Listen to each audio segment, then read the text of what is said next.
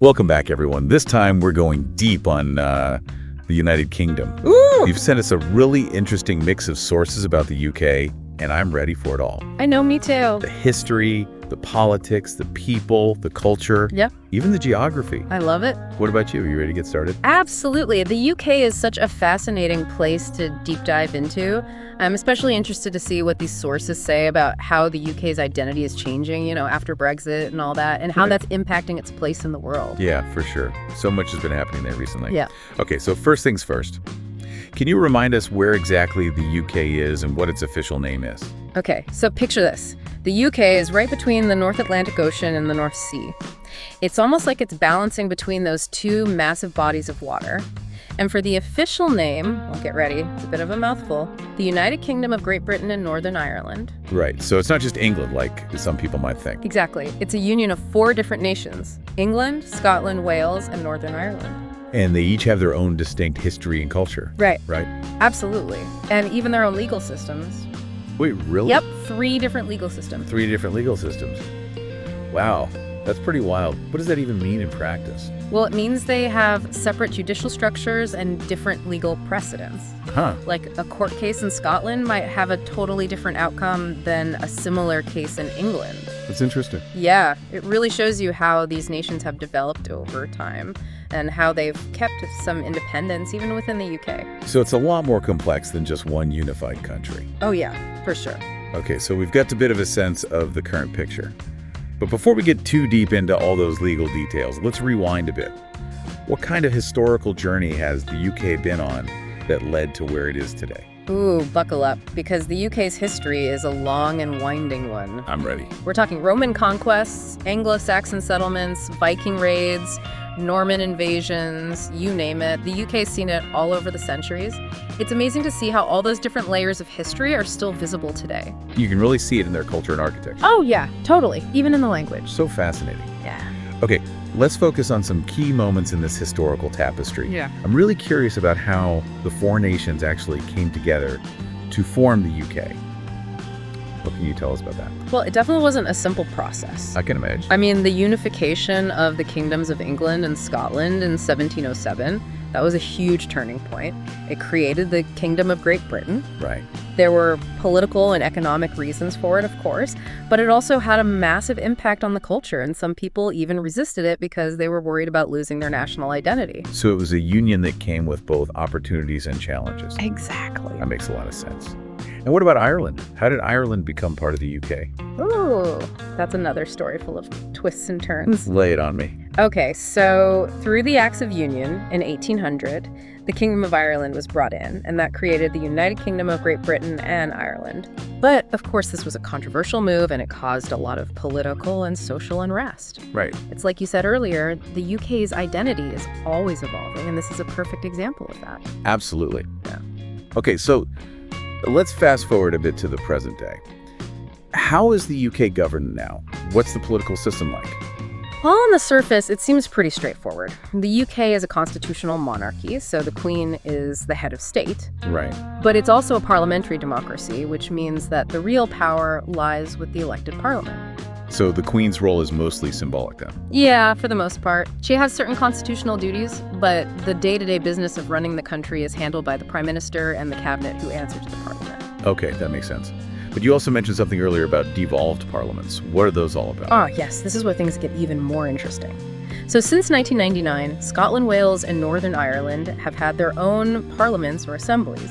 Interesting. They have the power to make laws and policies on certain things like education, healthcare, and transportation. So it's not just one big central government making all the decisions. Exactly. It's more like a system of shared governance with powers divided between the UK Parliament and these devolved parliaments. Wow. That is a complex setup. Oh, yeah. Political scientists and historians have been debating how this all works for decades. I bet. There are so many things to consider. Like the balance of power, the potential for conflicts of interest, and the impact on national unity. It's fascinating. For sure. It seems like finding the right balance is key to keeping everyone happy and the country running smoothly. You got it. But speaking of running smoothly, let's shift gears and talk about the UK's economy. What drives the economic engine of this island nation? Okay, well, first of all, the UK is a developed country with a really advanced and diverse economy. It's a major player on the global stage, and London especially is a real powerhouse. Yeah, London's always been a global financial hub, right? Absolutely. It's the biggest urban economy in all of Europe, and it's home to some of the world's top financial institutions, businesses, and cultural centers. It has a huge impact on global markets and trends. So London plays a crucial role in keeping the UK's economy strong. It's definitely a major contributor, but it's important to remember that the UK's economy is more than just London. There are thriving industries all over the country, That's true. from manufacturing and technology to tourism and agriculture. It's quite diverse. Yeah, a diverse economy is usually a good thing. It makes it more resilient to challenges. Absolutely. But what about the service sector? I understand that's a big part of the UK economy too. You're right. The service sector is a dominant force in the UK. It makes up about 80% of the UK's economic output. Wow, that's a lot. Yeah, it includes everything from finance and insurance to retail hospitality and education. So it sounds like the UK has a pretty sophisticated and interconnected economy. But with all this talk about finance and industry, what about the things that make the UK unique? What's the cultural scene like? What are the things that draw people to this island nation? Now that's where the UK really shines. Its culture is as rich and diverse as its history. It's left an undeniable mark on the world in everything from literature and music to art and theater. And it's still a vibrant hub of creativity and innovation. Okay, I'm ready to be transported. Give me a taste of this cultural feast. Yeah. What are some things that come to mind when you think of UK culture? Well, you can't talk about UK culture without mentioning its incredible literary heritage. I mean, think about William Shakespeare the Bard himself. His works have stood the test of time, and they're still cherished worldwide. Yeah, he's a legend. Totally.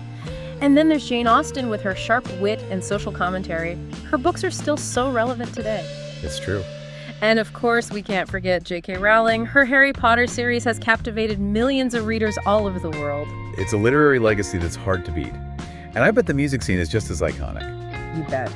The UK has been a breeding ground for musical innovation. From the Beatles and the Rolling Stones to Adele and Ed Sheeran, it's produced some of the biggest names in music history. It really has. And it's not just pop music, right? Nope. We've got world-renowned orchestras, opera houses, and classical music festivals, like the BBC Proms. It's a real highlight of the summer. It sounds like there's something for everyone. And what about visual art? What are some highlights of the UK's art scene? Well, we have an amazing tradition of painting, sculpture, and design. From the pre-Raphaelites to the young British artists, the UK has always been at the forefront of artistic movements. Right. And places like the Tate Modern and the National Gallery, they house some of the most important art collections in the world. You're making me want to book a trip to the UK right now. Yeah. It's incredible how much art, music, and literature has come from this relatively small island nation.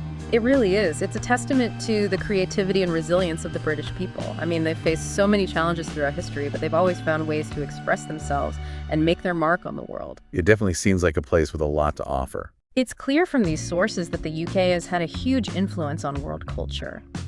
But what's really interesting is how all these different aspects of its identity, its history, its politics, its economy, and its culture are all intertwined, and they're constantly evolving.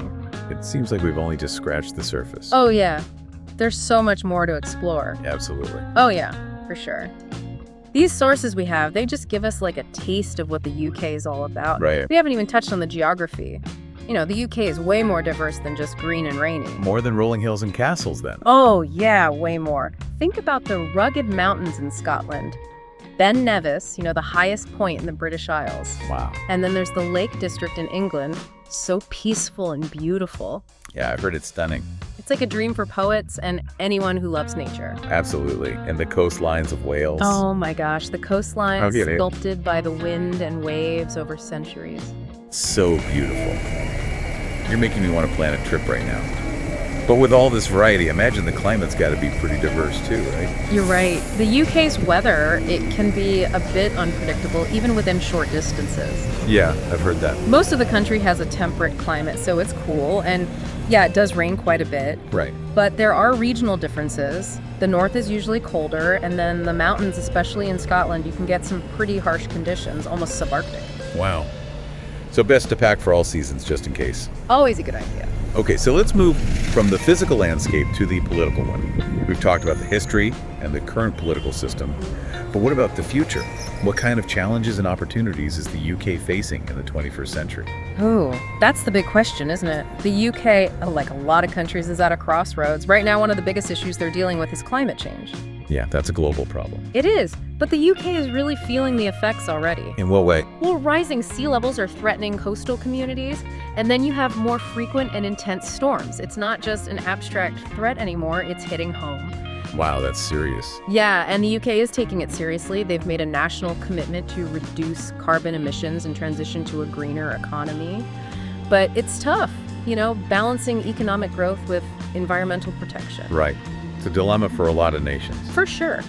But on a more positive note, let's talk about the UK's economic potential. What are some areas where they could see growth?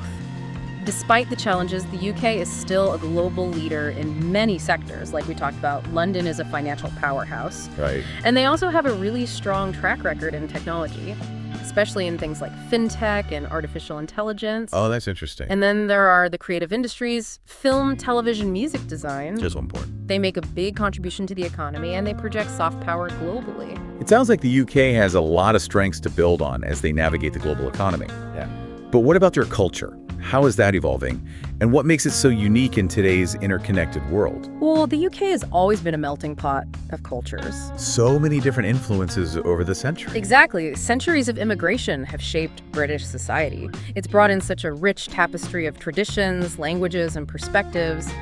And this diversity, it's really a strength. So it's not the stereotypical image some people might have of the UK being, stuffy and homogenous. Not at all. Modern Britain embraces diversity and multiculturalism. You can see it everywhere you look. The food, the music, the fashion, the art. It's a place where tradition and modernity coexist.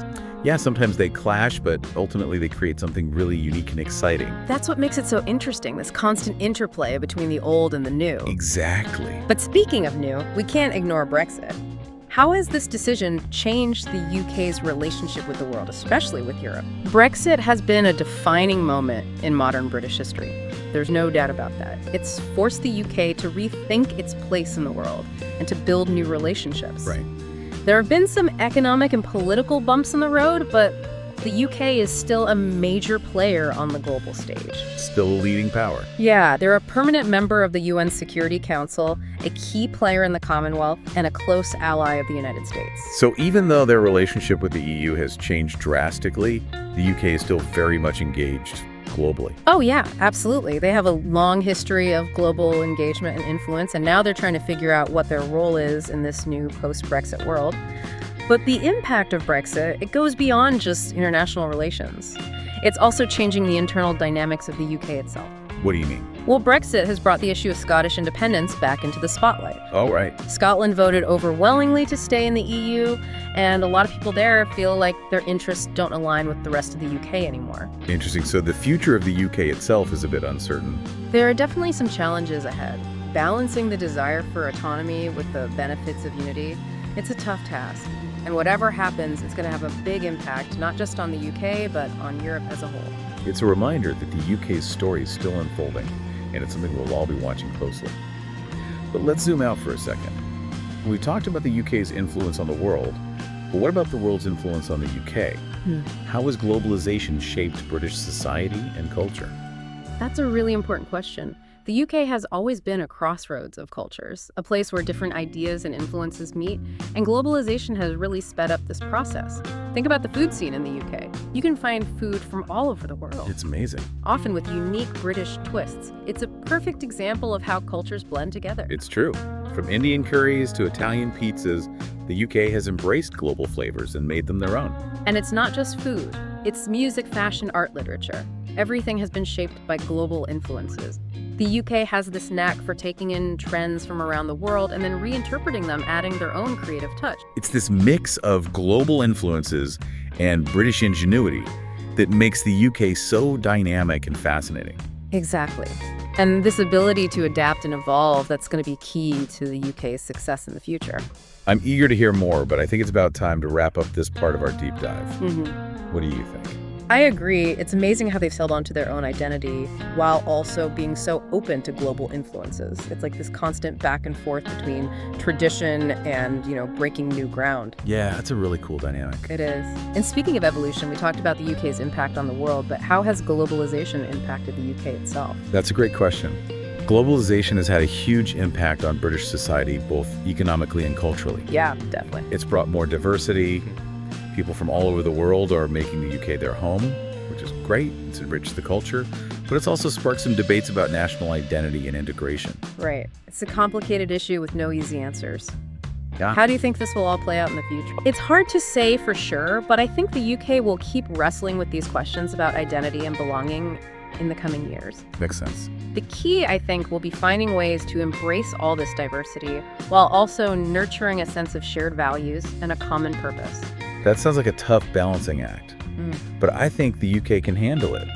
They have a knack for adapting and reinventing themselves. I agree. They've done it time and time again. Yeah. It's what makes the UK such a fascinating case study. It's like a microcosm of the challenges and opportunities the whole world is facing right now. So true.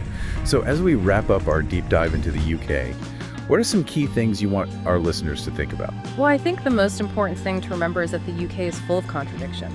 It's ancient, but it's also modern. It's traditional, but also progressive.